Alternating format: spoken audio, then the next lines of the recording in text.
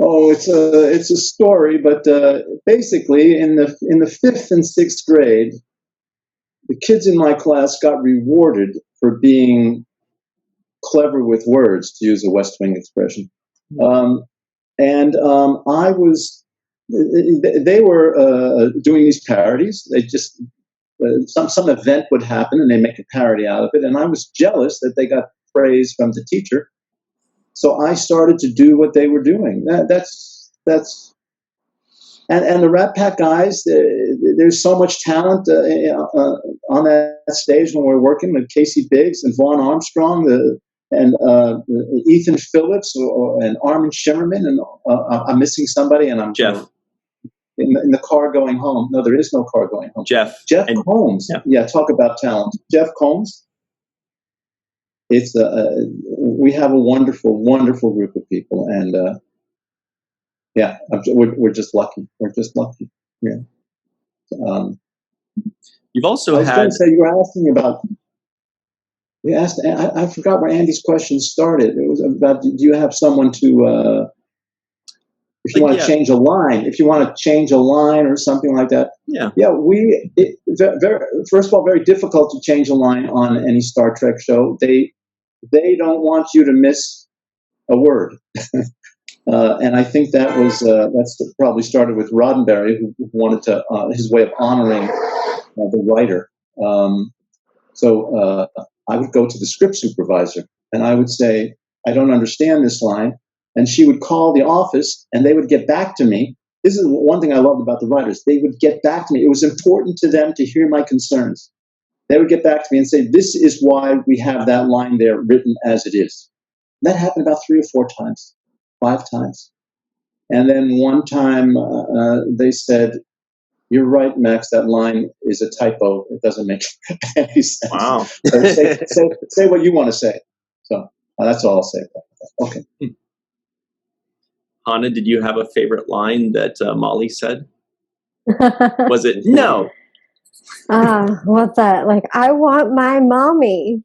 That was a good one, even though, yeah, I mean, it was hard because, she was my mom, or she was Molly's mom, just a younger version, and Molly didn't understand. I mean, she was so young, she had no idea what was going on, and even if they explained it to her, that's just not possible for her to understand and comprehend. So yeah, I think that was definitely one of my favorites. Or actually, though, another one is, I have talked about this before, but in If Wishes Were Horses, right? When I walk out and I'm like, he's in my room, and they don't believe me. They're like, what the hell is she talking about, right? And they go in, and yeah, that was a good one. Also because it was like also sheer terror. Like, that was a good line, and they did a good job at scaring the F out of me. I don't know how to say it without cussing. But yeah, that was a good one for sure.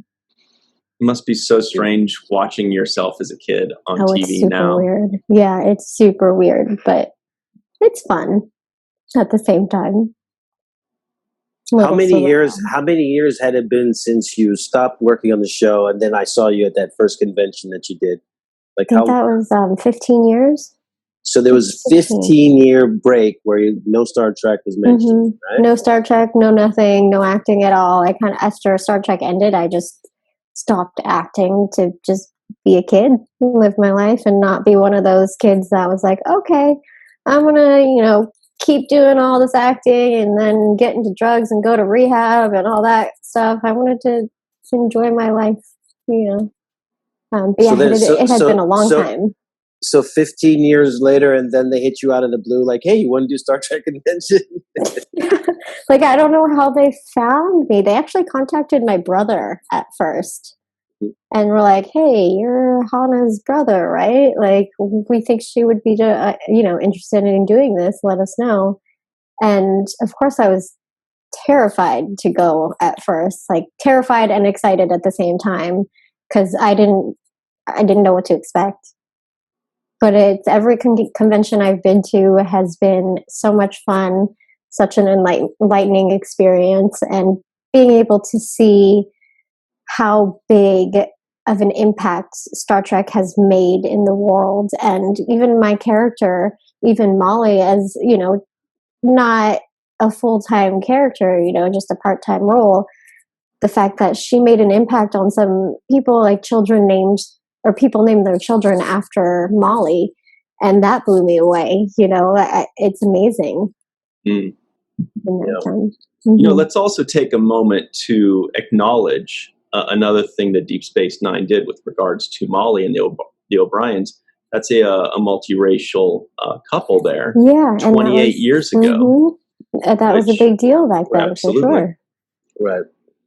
With you know, at a time when there weren't really representations of Asian Americans on television, so they actually took it. You know, they just kept taking more and more risks and weren't afraid to challenge the status quo on the show. And that's just a testament to the producers and the willingness of Paramount, CBS at the time to try something new and different. Exactly. And I loved just Deep Space Nine in general has that whole family.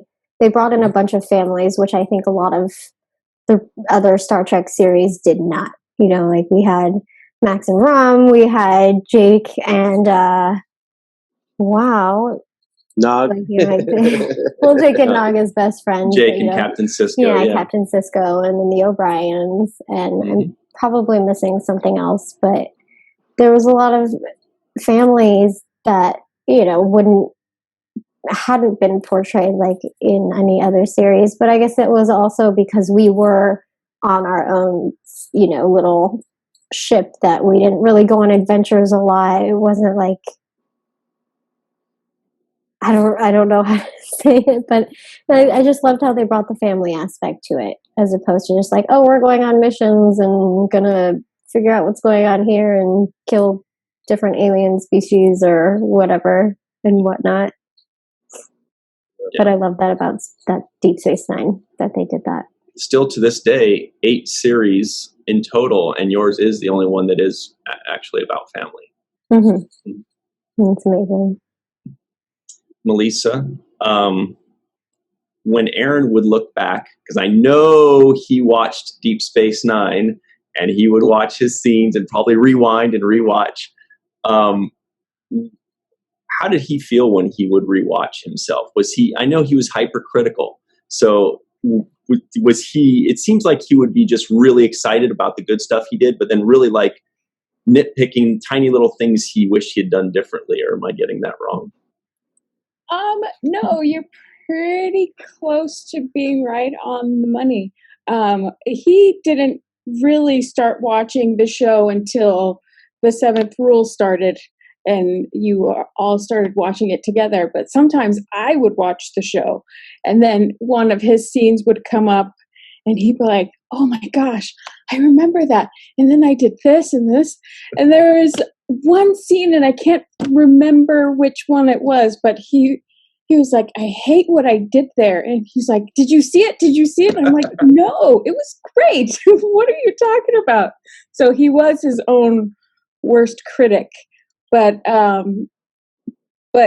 he was interested in watching the scenes too, because he wanted to learn from what he did in the past and maybe get an inkling as to the choices that he made and why he made them in that scene. But it was, I think for him, a trip down memory lane and bringing him back to that moment in time. Like with the self-sealing stem bolts scene. And, you know, how many millions of takes that you guys had to do. And, but yeah, I think he was more enjoyed watching them because of the nostalgia of it. Yeah. And he was pleasantly surprised when he did start watching the show. He's like, wow, this is actually a really good show. What a relief. This is a I good- remember, when we were doing the What We Left Behind documentary, Ira sat me down with the interview, and they brought an iPad. I don't know if they did this for you guys, but they brought an iPad and said, look at this scene and just watch it. And it was really the first time I'd really seen, that scene in Star Trek Deep Space Nine in such a long time. So I remember looking at it and just saying, wow, okay, I remember that day, that moment, this scene, being on the set. And that actually was the beginning of the spark of like just wanting to look at stuff again. But this definitely came from Aaron and this idea of doing this show. The podcast is why I really have been now watching it. And I'm eager to watch the next episodes and find out what happens next and when the Dominion War is going to start and how it's going to start, and who's going to be involved. So, I feel like a fan now too, which is pretty amazing. Selfish. No, I'm just kidding. Thank you, Hannah. You're welcome. Yeah, Hannah likes to keep people honest around here. Do what I can. Playing my part, No, it was fun to watch those episodes and see those scenes. Even some of the outtakes that they have, and I know they have tons of material that we haven't seen yet, but the outtakes, the stuff that was deleted, or not deleted, but not printed. One day it'll come out. Well, and and also, Max says, "I hope not." Also, Aaron mentioned during the scenes that he would watch he would also bring up the rehearsals, which at Armin's house with Rom and with Armin and Max, and how much that time meant to him as well, and how it really felt like a family unit between the Ferengi. And I think he was very, very honored to have that gift as well, is having you, Max, and Armin as part of his family. So